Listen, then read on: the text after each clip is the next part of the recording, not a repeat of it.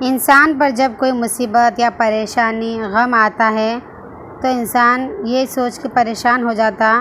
کہ یہ میرے گناہ کی سزا ہے یا پھر یہ اللہ رب العالمین کی طرف سے آزمائش ہے۔ تو حضرت علی رضی اللہ تعالیٰ عنہ کا ایک قول ہے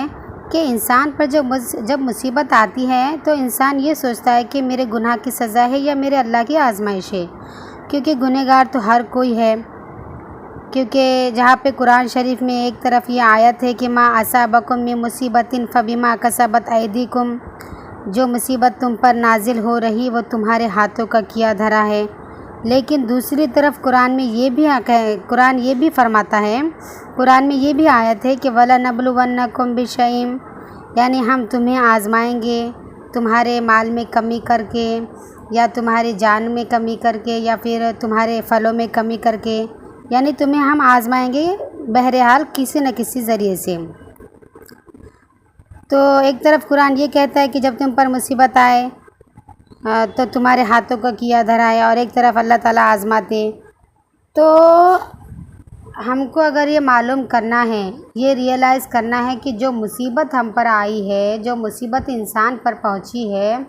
تو وہ اس کے گناہ کی سزا ہے یا اللہ رب العالمین کی طرف سے آزمائش ہے۔ تو حضرت علی رضی اللہ تعالیٰ عنہ نے فرمایا، جب کوئی مصیبت تم پر آئے اور تم اللہ رب العالمین کا راستہ چھوڑ کر غلط راستہ اختیار کرے اور مزید گناہ کرنے لگے اور گناہوں میں ملوث ہو جائے تو سمجھ لو کہ یہ تمہارے گناہ کی سزا ہے۔ اور جب تم پر کوئی مصیبت پریشانی آئے اور تکلیفیں پہنچیں اور تم اللہ کے راستے پر چلے اور خوب عبادت کرے اور مزید اللہ کا راستہ اختیار کرے اور اللہ رب العالمین کی عبادتوں میں مشغول ہو جائے، صدقے دیے، نوافل پڑھے اور اپنی عبادت کو اور مزید کرتے رہے اور زیادہ عبادت کرے، اللہ کرے، تو سمجھ لیجیے کہ اللہ رب العالمین کی طرف سے امتحان ہے، کیونکہ ہر چیز اللہ تعالیٰ کی طرف سے ہوتی ہے۔ یہاں تک کہ درخت کا پتا بھی اگر گرتا ہے تو وہ بھی اللہ کی طرف سے گرتا ہے، اور اپنے آنکھ کی پلک بھی جو جھپکتی ہے تو وہ بھی اللہ رب العالمین، یعنی کہ الغرض یہ کہ ہر چیز اللہ کی مرضی سے ہوتی ہے۔ اور جب کوئی بندے کو تکلیف ہو اور پریشانی ہو، مصیبتیں آئی، تو وہ صبر کر لے اور مسکرا کر صبر کر لے اور کوئی شکوہ شکایت نہ کرے، تو اللہ تعالیٰ ایسے بندے کے درجے بلند فرماتے ہیں، اور اللہ رب العالمین اس بندے سے خوش ہو جاتا ہے جو بندہ تکلیف مصیبت میں پریشانی میں بھی مسکراتا ہے اور صبر کرتا ہے اور شکوہ شکایت نہ کرتا ہے۔ تو میں آپ لوگوں کو ایک چھوٹے سے واقعے کے ذریعے سے یہ بات سمجھانا چاہتی ہوں کہ ایک بوڑھی ماں راستے سے جا رہے تھے اور ان کے پیر کا ناخن نکل گیا، تو وہ مسکرانے لگی۔ تو لوگوں نے کہا کہ ماں تمہارے ناخن نکل گیا اور بہت خون بہہ رہا، کیا تمہیں درد نہیں ہوتا؟ تو وہ بوڑھی ماں کہنے لگی کہ نہیں، مجھے تو درد نہیں ہوتا، مجھے درد نہیں ہو رہا۔ اور اس طرح سے انہوں نے جواب دیا،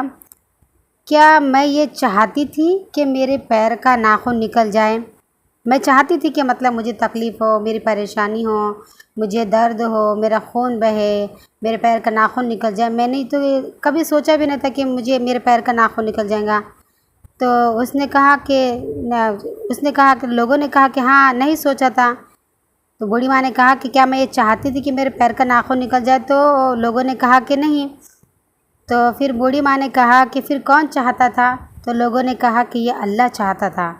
تو بوڑھی ماں نے کہا کہ میں میرے اللہ کی چاہت سے خوش ہوں، کہ میرے اللہ سے بڑھ کر میری چاہت نہیں ہے، جو میرے اللہ کی چاہت ہے وہی میری چاہت ہے، اللہ سے بڑی میری چاہت اور خواہش نہیں ہے، کیونکہ اللہ تعالیٰ نے اپنی مرضی سے، اللہ کی مرضی سے ہی جو کچھ ہوتا ہے اچھا یا برا اللہ کے، چھوٹی یا بڑی مصیبت بھی آتی ہے اللہ کی طرف سے۔ تو بوڑھی ماں کہنے لگی کہ یہ میرے اللہ کی مرضی ہے، اس لیے میں مسکرا رہی ہوں، اس لیے میں مطلب خوش ہوں، کیونکہ یہ میرے اللہ کے جانب سے ہوا۔ کتنی پیاری بات ہے نا؟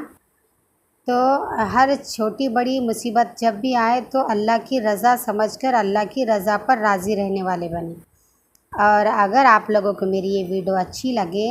تو مجھے لائک شیئر اور کمنٹ کیجیے تاکہ میرا